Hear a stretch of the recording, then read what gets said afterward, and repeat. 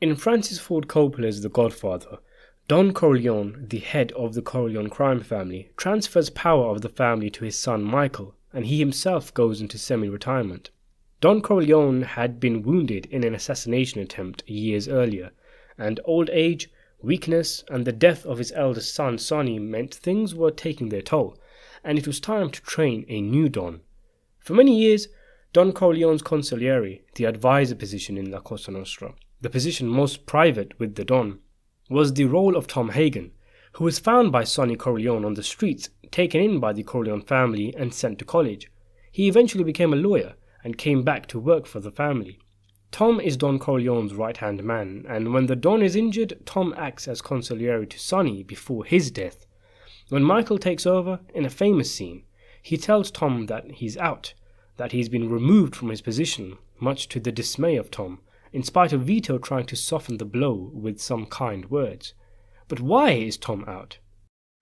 First of all, it's important to establish just what we mean when it is said Tom is out.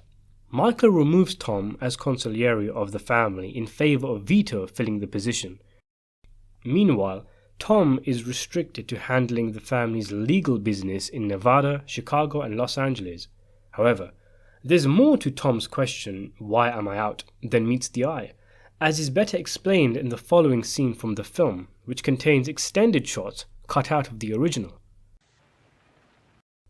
So in a nutshell, Tom is asking why secrets are being kept from him, why people are no longer reporting to him, and why secret armies are being formed without his knowledge. And Michael's answer, finally, is the same thing lamented by Sonny years ago, that Tom is not a wartime consigliere. And as the family is going legitimate, what better than to have Mr. Legal, the legal man, keep him away from the dirty side of the business, and who better a family consigliere than Don Corleone himself? This means that Tom, as a legal man, a non-wartime advisor, would always seek to make peace talks and negotiations in a mob war, as he did years back with Sonny, and Michael, at this point, knowing the only option for peace is to eliminate the rival families, needs someone far more capable than Tom. Tom's been caught out in the past, where, unlike Don Vito, he failed to recognize that Barzini was pulling the strings in the meeting between the heads of the 5 families.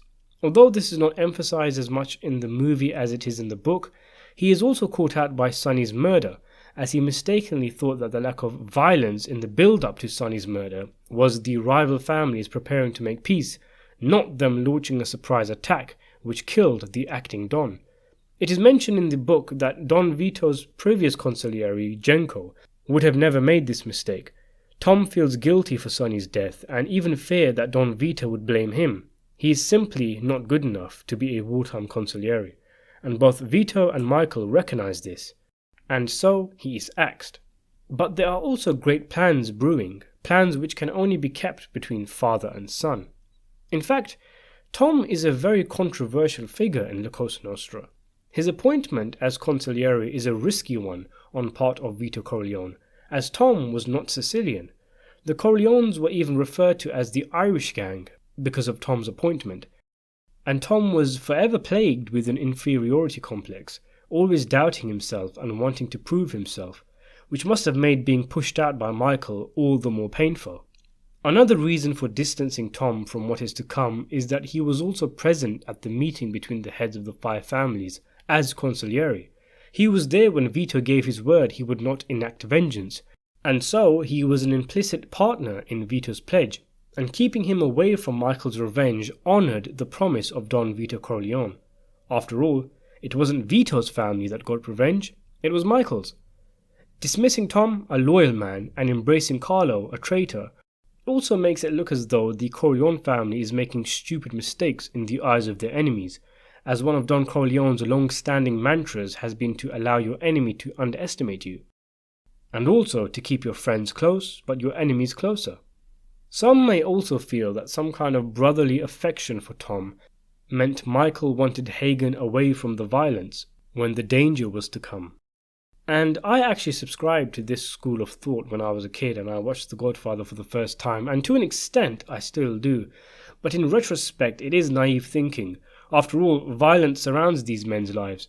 However, I do believe that by isolating Tom from the family secrets, using the mantra, keep your friends close but your enemies closer, it meant Michael could trust Tom, which is something the second film builds heavily upon, and by not being in the loop, Michael will never be targeted by the Corleone's enemies. In The Godfather Part 2, Michael tells Tom he trusts him with his life. He even makes him the head of the family when he goes away for a while after the failed assassination attempt on Michael, calling him a brother and making him guardians of Michael's own family. If that's not trust, I don't know what is. Once the rats from the family have been purged and the Corleones were avenged at the end of the first film, Tom Hagen is brought back to the forefront, and now as the man Michael trusts more than anyone else in the world. For more videos, consider subscribing and hitting the notification button down below, and thanks for watching.